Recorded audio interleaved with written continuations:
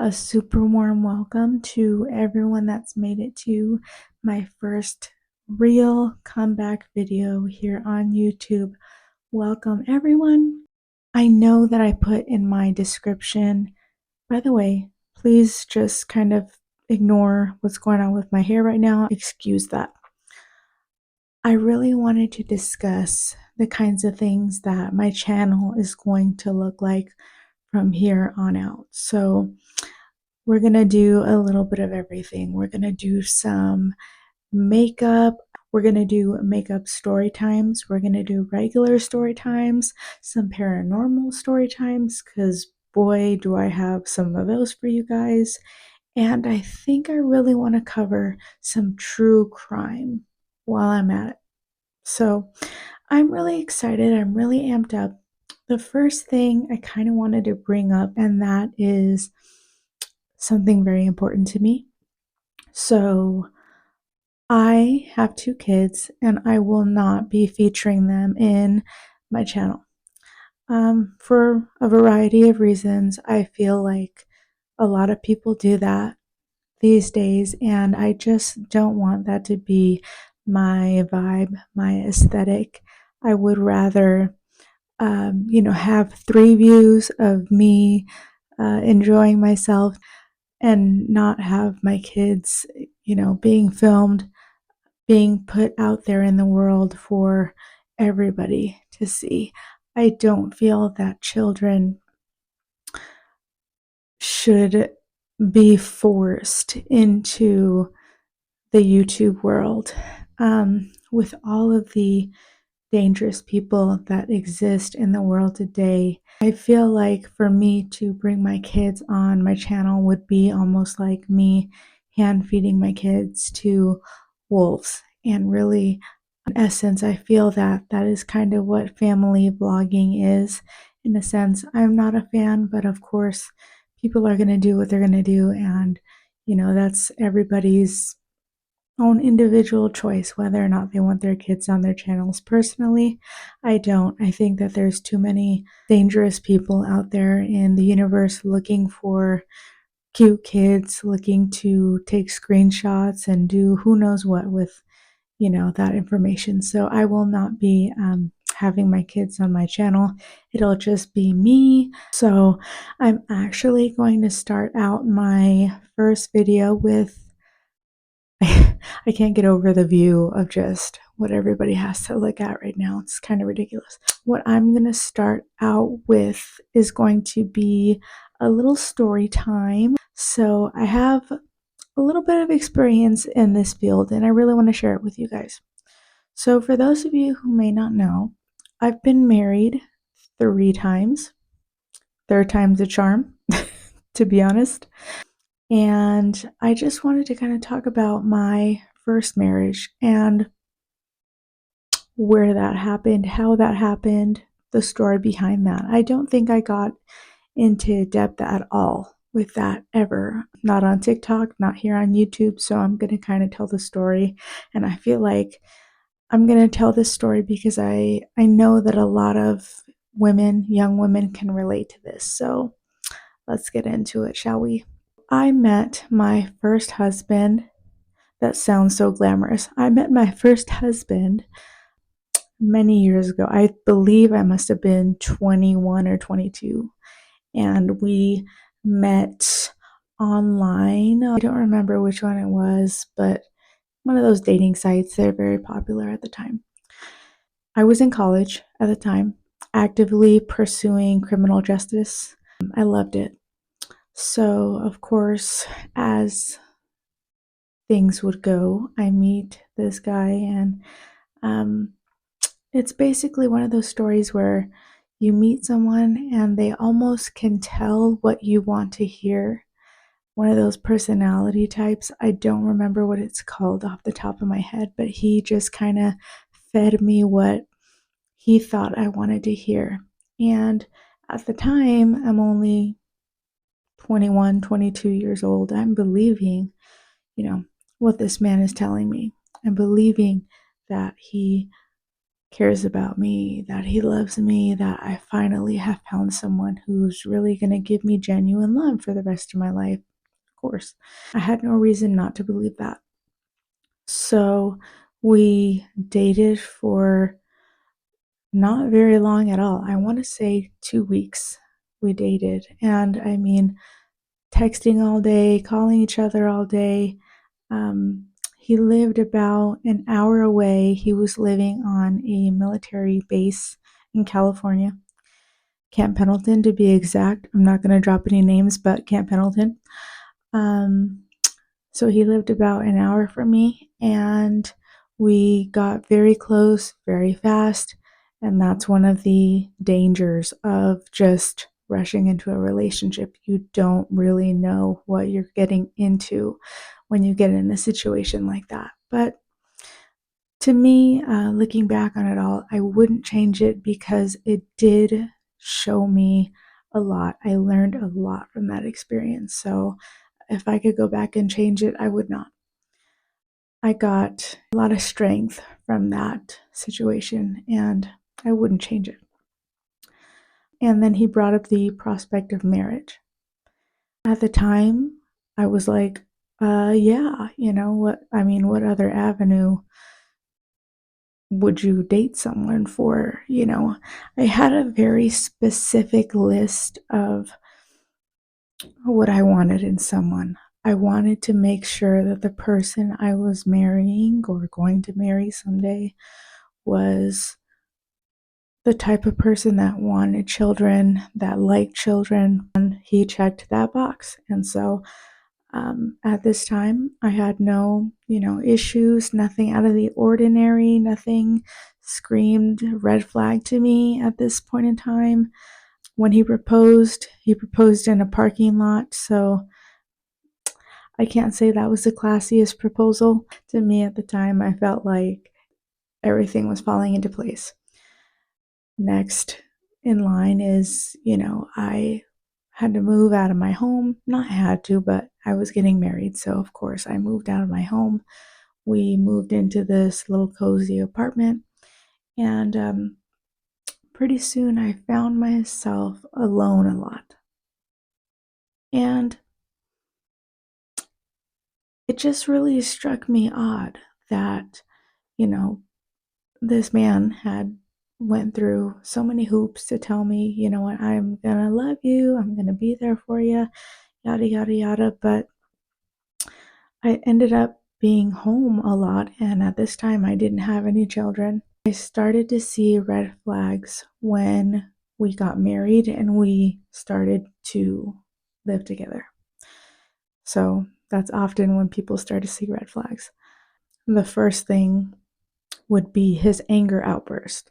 His anger outbursts were wild. And when I say wild, I mean slamming cabinets, shouting, just acting very erratically. And I grew up in a home that I was surrounded by domestic violence constantly. And that is one thing that I will not be complacent with is domestic violence in any way, shape, or form, emotional, financial, anything like that. So, as soon as he started to show that little bit of an abusive side, I started to kind of take a step back and say, okay, I don't know how I'm going to deal with this. This is going to be a really hard life lesson, one way or another. And then he got to a point where he wanted to have a baby, right? He was exhibiting all these red flags, but then was telling me that he was very insistent on having a child. At this point in life, I had seen his behavior and, it scared me. So I was not wanting to bring a child into that environment. It was abusive nonstop. Came the emotional manipulation. So I remember one specific day he was at work for longer than he was supposed to be, but that was normal at this time. And He came home, he was screaming, he was crying.